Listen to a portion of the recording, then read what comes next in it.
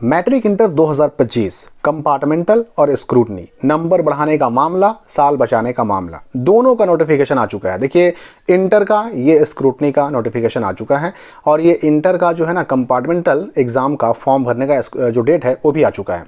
दोनों अगर हम बात करें इंटर के कंपार्टमेंटल की और स्क्रूटनी की, दोनों 1 अप्रैल से यानी आज से ही शुरू होने जा रहा है। मैट्रिक की बात करें तो ये 2-3 दिन के बाद यानी 4 अप्रैल से शुरू हो जाएगा। मैं जो नियम बताने जा रहा हूँ, जो फायदे बताने जा रहा हूँ, जो नुकसान बताने जा रहा हूँ, वो दोनों पर लागू होगा, मैट्रिक पर भी और इंटर पर भी। स्क्रूटनी हमें करना चाहिए कि नहीं करना चाहिए, क्या फ़ायदे हैं क्या नुकसान है, कंपार्टमेंटल फॉर्म से जो एग्ज़ाम होता है या स्पेशल एग्ज़ाम जो आया है इसको देने से क्या फ़ायदे हैं क्या नुकसान है, सारी बातें करेंगे हम। क्योंकि मैं समझता हूँ कि आपको ये दोनों चीज़ें करने से पहले, दोनों का ऑनलाइन करने से पहले ये वीडियो ध्यान से समझ लेना चाहिए। क्योंकि फ़ायदा नुकसान नहीं समझिएगा, आगे चल करके अफसोस करने से अच्छा है कि अभी समझ जाइए। पहले हम बात करेंगे स्क्रूटनी का, ठीक है। तो इंटर के स्क्रूटनी का डेट जो है आ चुका है और ये है 1 अप्रैल से 8 अप्रैल तक। मैं आपको पहले स्पष्ट कर दूं, स्क्रूटनी का फॉर्म आपको अपने स्तर से भरना है। मतलब आप खुद से भी कर सकते हैं, अपने मोबाइल से भी कर सकते हैं, अपने कंप्यूटर से भी कर सकते हैं, किसी साइबर कैफे से भी करवा सकते हैं स्क्रूटनी।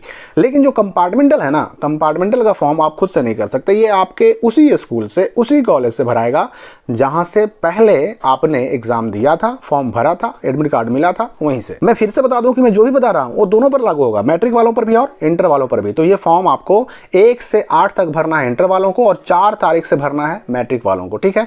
तो ये पहली बात समझिए कि आपको स्क्रूटनी खुद से करना है, स्कूल का इसमें कोई रोल नहीं, स्कूल से कोई मतलब नहीं। लेकिन कंपार्टमेंटल या स्पेशल एग्जाम का फॉर्म आपको अपने स्कूल से ही भरना पड़ेगा। अब देखिए, स्क्रूटनी कीजिएगा, एक सब्जेक्ट के लिए आपको 120 रुपये देना पड़ेगा। अगर 2 सब्जेक्ट कराते हैं तो 2 गुना कर लीजिए, 3 सब्जेक्ट कराते हैं तो 3 गुना कर लीजिए। उतने पैसे आपको ऑनलाइन पे करने पड़ेंगे। खुद से करेंगे तो भी, साइबर कैफे से करवाएंगे तो भी आपको ऑनलाइन पे करना पड़ेगा। अब देखिए कि स्क्रूटनी में, रीचेक में, चैलेंज करने में, अब इसी को बच्चे रीचेक भी कहते हैं कि कॉपी रीचेकिंग में हम डाल रहे हैं, या इसी को बच्चे जो है ना ये चैलेंज भी कहते हैं। तो अब इसमें होता क्या है, आप अप्लाई कीजिएगा तो होगा क्या, इसमें निम्न बिंदुओं पर काम होगा। कौन कौन से बिंदु पर? तो आपकी कॉपी, OMR नहीं, कॉपी के अंदर के जो पेज हैं उसमें जो अंक, जो नंबर आपको मिला, अगर वो नंबर मेन पेज पर नहीं लिखा गया तो उसमें सुधार होगा। मतलब अंदर नंबर तो मिला लेकिन वो नंबर जोड़ करके मेन पेज पर, जिससे ऑनलाइन एंट्री होती है, जिससे रिजल्ट बनता है, अंदर वाले नंबर बाहर मेन पेज पर ना लिखा गया तो उसमें सुधार होगा। आपको जो नंबर मिले कॉपी में, उसमें अगर जोड़ने में कहीं कोई गलती हुई हो तो जो टोटलिंग हुआ उस जोड़ में कहीं गलती हो उसको सुधार किया जाएगा। अगर कोई क्वेश्चन का आंसर आपने लिखा या क्वेश्चन का कोई भी हिस्सा, पार्ट ए हो यानी ABCD करके आपने खंड में लिखा है, सेक्शन में लिखा है, उसका कोई हिस्सा अगर चेक नहीं हो पाया तो उसका दोबारा से मूल्यांकन होगा, उसको चेक किया जाएगा और प्राप्तांक यानी कितना नंबर आपको मिला उसमें बदलाव होने पर सुधार किया जाएगा। स्क्रूटनी के परिणाम स्वरूप अंक बढ़ सकते हैं, घट सकते हैं या फिर यथावत भी रह सकते हैं। इसी पॉइंट पर आपको विशेष ध्यान देना है। आपका नंबर बढ़ भी सकता है और आपका नंबर घट भी सकता है, या फिर जितना नंबर था आपका वो भी रह सकता है। अब यहाँ पर देखिए, घटने वाला जो मामला है वो कब होता है? जनरली अगर मान लेते हैं कि अंदर, कॉपी के अंदर वाले पेज में 5 नंबर 5 नंबर 5 नंबर कहीं पर 3 जगह पर मिला। अब इसको तीनों को जोड़ करके मेन पेज पर 15 लिखना था, लेकिन लिख दिया किसी ने 18, तो बढ़ाकर लिखा ना। अब जब दोबारा स्क्रूटनी होगी तो ये पकड़ में आ जाएगा कि भाई 5 5 5 तो 15 होना चाहिए, लेकिन लिखा हुआ है 18, तो 3 नंबर कम हो जाएगा। ऐसे केस में कम होता है। लेकिन आपको अगर फुल कॉन्फिडेंस है कि नहीं भाई हमने लिखा है, हमको और नंबर मिलना चाहिए था, तो ऐसे केस में आपका नंबर घटेगा नहीं, चिंता नहीं कीजिए। आपका फुल कॉन्फिडेंस में होना जरूरी है, क्योंकि आप एग्जाम आपने दिया तो पता भी तो आप ही को होगा ना कि आपने कितना लिखा है, कितना नहीं लिखा है, कितना नंबर मिलना चाहिए, कितना नंबर नहीं मिलना चाहिए, सारी बातें तो आप ही जानते हैं। तो ये आपको समझना है। अब ये जो नियम आप देख रहे हैं ना, ये मैट्रिक इंटर दोनों के लिए है, मैंने पहले भी कहा है, ठीक है। अब हम आगे बढ़ते हैं और देखते हैं अगला क्या कह रहा है कि यदि इंटर वार्षिक परीक्षा 2025 में अधिकतम 2 विषयों में कोई फेल है और ऐसा विद्यार्थी जो है स्क्रूटनी के लिए आवेदन करने के साथ साथ वो कंपार्टमेंटल का भी फॉर्म भर देता है और कंपार्टमेंटल का एग्जाम भी दे देता है।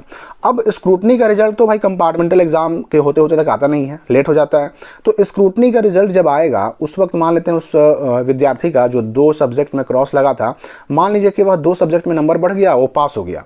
अब पास तो हो गया, तब तक उसने कंपार्टमेंटल का भी एग्जाम दे दिया, तो ऐसे केस में उसका जो स्क्रूटनी से वो पास होगा ना, वही वाला रिजल्ट वैलिड होगा। कंपार्टमेंटल वाला रिजल्ट ऑटोमेटिक उसका रद्द हो जाएगा। कंपार्टमेंटल वाला रिजल्ट उसका आगे नहीं बढ़ेगा, वहीं पर खत्म। एग्जाम दे दिया आपने, फिर भी एग्जाम दे दिया, फिर भी कंपार्टमेंटल वाले रिजल्ट का कोई मतलब नहीं रहेगा, क्योंकि आपका ऑलरेडी स्क्रूटनी से नंबर दोनों सब्जेक्ट में बढ़ गया, या एक ही सब्जेक्ट क्यों ना हो, नंबर बढ़ गया। फेल से आप पास हो गए तो कंपार्टमेंटल का एग्जाम आपका वहीं पे खत्म। आपने दिया हो या ना दिया हो, या फॉर्म भर के छोड़ दिया हो, या फिर एग्जाम दे के छोड़ दिया हो, आपका उस कंपार्टमेंटल का कोई रिकॉर्ड आगे नहीं जाएगा। जो मेन एग्जाम फरवरी में आपने दिया उसी का नंबर बढ़ गया, फेल से पास हो गए, बस वही आपका वैलिड रह जाएगा। तो ये मैट्रिक इंटर दोनों में लागू होता है। ये मैंने बात किसकी की, तो ये मैंने बात की स्क्रूटनी की। तो फायदा इसमें यह है कि अगर आपका 1-2 नंबर से डिवीजन छूट रहा है, 1-2 नंबर से आपका क्रॉस लग रहा है, तो आपको जरूर करना चाहिए, आप पास हो सकते हैं। ठीक है, आपका नंबर बढ़ जाएगा, आप पास हो जाइएगा, साल बच जाएगा, आपका डिवीजन बच जाएगा। और डिवीजन में जानते ही हैं कि भाई मैट्रिक में डिवीजन पर क्या मिलता है, तो 10,000 रुपये मिलते हैं, बहुत बड़ी चीज़ हो जाती है।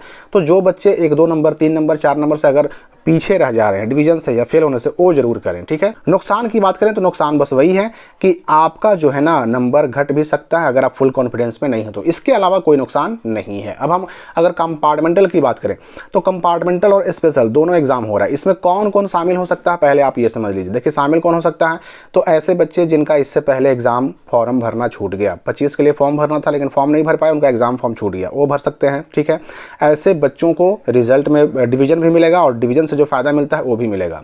जो पहले के एक्स बच्चे हैं, पहले एग्जाम दिए लेकिन फेल हो गए, ऐसे बच्चे भी फॉर्म भर सकते हैं और उनको भी डिवीजन मिलेगा और साथ ही साथ उनको डिवीजन वाला सारा फायदा भी मिलेगा। ये किसके लिए, तो ये स्पेशल एग्जाम के लिए। मैं आपको ये भी बता दूं कि अगर कोई बच्चा ऐसा है जो कि 2025 के एग्जाम के लिए फॉर्म तो भरा, एडमिट कार्ड भी आया, लेकिन वो एग्जाम में नहीं गया, एब्सेंट हो गया, ठीक है, एक सब्जेक्ट में, 2 सब्जेक्ट में या सारे सब्जेक्ट में एब्सेंट हो गया, तो वो भी सारे सब्जेक्ट का एग्जाम दोबारा से दे सकता है, उसको डिवीजन भी मिलेगा और सारे डिवीजन की वजह से जो फायदे मिलते हैं वो फायदे भी मिलेंगे। ये सब हो गया।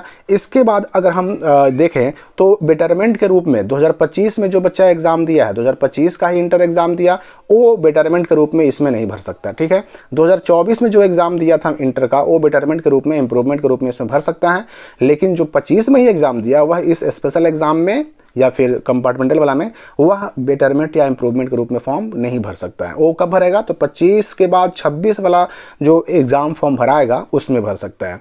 अब अगर हम बात करें कंपार्टमेंटल की, तो कंपार्टमेंटल के रूप में फॉर्म वो भर सकते हैं जो 2 विषय में फेल हों, और अगर एक्स्ट्रा को मिला दें तो 3 विषय में।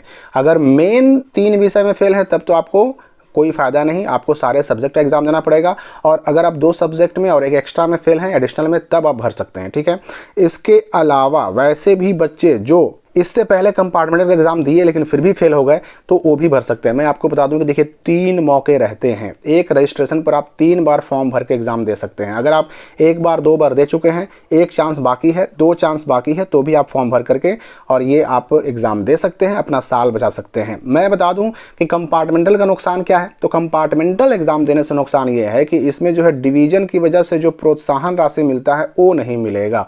बाकी जो स्कॉलरशिप है, पोस्ट मैट्रिक वगैरह, वो सब मिलेंगे, कोई दिक्कत नहीं होगी।